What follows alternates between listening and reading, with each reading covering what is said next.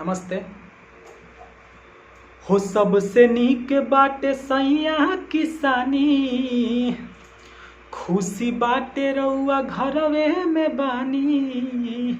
हो सबसे नीक बाटे सैया किसानी, खुशी बाटे रउआ घरवे में बानी। मुँह मारो कमैला के, ए जी बहरा में गईला के।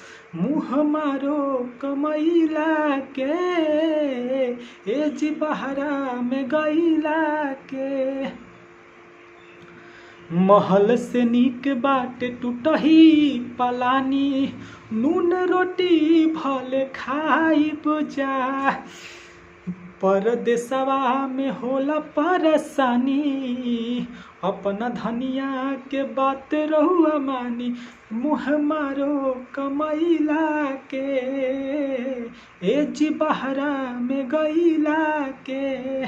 मुँह मारो कमैला के, ए जी बहरा में गईला के। धन्यवाद।